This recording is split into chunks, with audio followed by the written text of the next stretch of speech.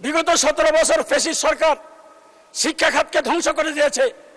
এই শিক্ষা খাতের উপর যেহেতু সর্বোচ্চ বাজেট, এই জন্যই আমার একটু বক্তব্য বেশি দেওয়ার প্রয়োজন। এই শিক্ষা খাতের বাজেটটা যাতে ঠিকমতো কাজে লাগানো হয়, কারণ এই শিক্ষা খাতে আগে যে বাজেট রাখা হয়েছিল সেই বাজেটে দেখা যায় যে সবচেয়ে বেশি বরাদ্দ রাখা হয়তো প্রশিক্ষণে, শিক্ষকদের প্রশিক্ষণ। মাননীয় স্পিকার, আপনি শুনলেও অবাক হবেন, এই যে শিক্ষকদের প্রশিক্ষণের জন্য যে বাজেট রাখা হতো, শিক্ষার উন্নয়নের জন্য না, শিক্ষকদের প্রশিক্ষণের জন্য, এই প্রশিক্ষণে শিক্ষকদেরকে না পাঠিয়ে আমরারা এই প্রশিক্ষণে যাইতো, শিক্ষকদের প্রশিক্ষণে। এবং আমরারা এই শিক্ষকদের প্রশিক্ষণে গিয়ে তাদের আত্মীয় স্বজনকেও সেই প্রশিক্ষণে নিত শিক্ষকের নাম দিয়ে। এবং সেখানে তারা যে ট্রেনিং নিয়ে এসে, আমরারা দেখা গেছে যে একজন উপসচিব প্রশিক্ষণ নিয়ে আসছে, উনি প্রশিক্ষণ নিয়ে এসে 2 মাস পরে তাকে বন মন্ত্রণালয়ে ট্রান্সফার করে দিছে।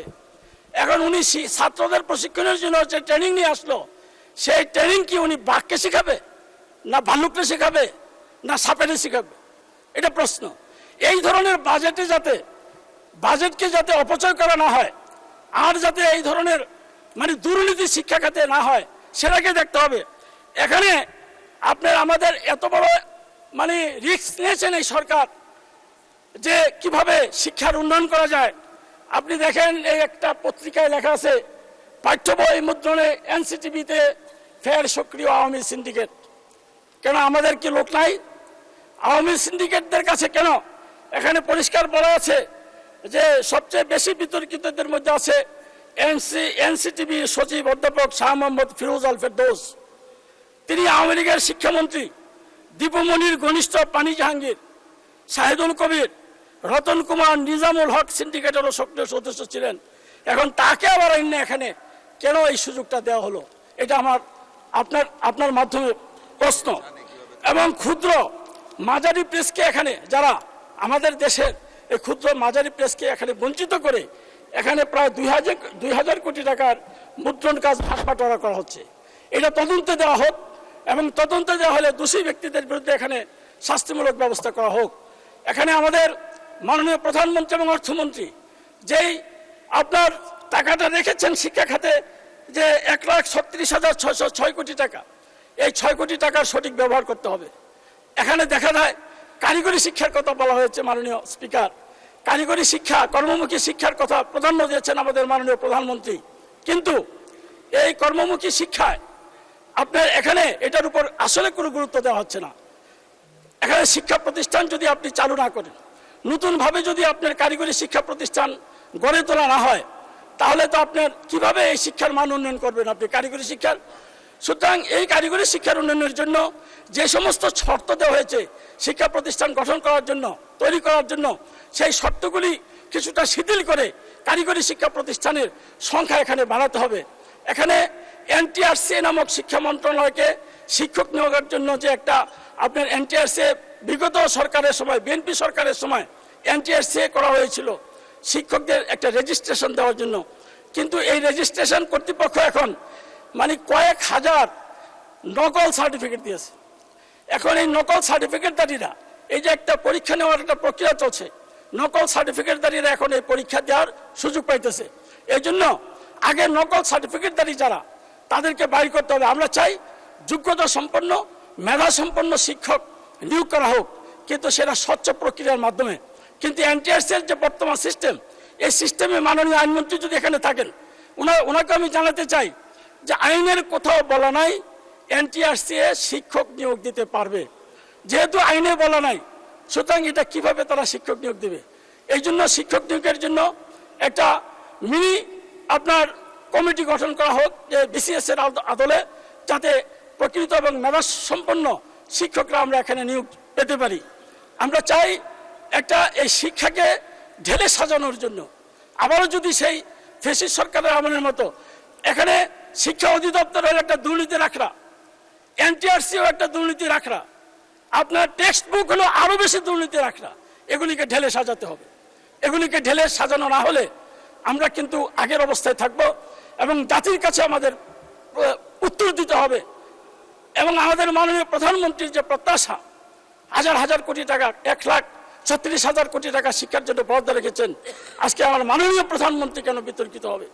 উনি তো করেছেন এদেশের শিক্ষার উন্নয়নের জন্য। সেই জন্য আমি চাই যে বেসরকারি শিক্ষকদের যে চাকরি জাতীয়করণ আমাদের মাননীয় একজন সংসদ সদস্য বলেছেন, এটা কিন্তু 2010 সনের 12ই মে চিনমূর্তি সম্মেলন কেন্দ্রে তৎকালীন বিরোধী দলের নেত্রী সাবেক প্রধানমন্ত্রী আমাদের মা মরহুমা বেগম খালেদা। মাননীয় সদস্য, আপনাকে আরো 3 মিনিট সময় বৃদ্ধি করা হলো। আমি যদি সরকার গঠন করতে পারি, এদেশের শিক্ষকদের চাকরি জাতীয়করণ করব।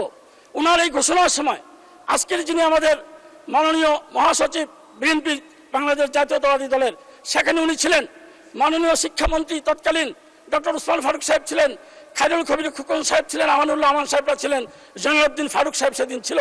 সুতরাং আমি চাই মাননীয় প্রধানমন্ত্রীর যে ঘোষণা, সেই ঘোষণার বাস্তবায়ন করতে হবে, নন এমপি শিক্ষকদেরকে এমপিভুক্ত করতে হবে এবং এফতাদিয়া মাদ্রাসার শিক্ষকদেরকেও এমপিভুক্ত করার আওতায় আনতে হবে।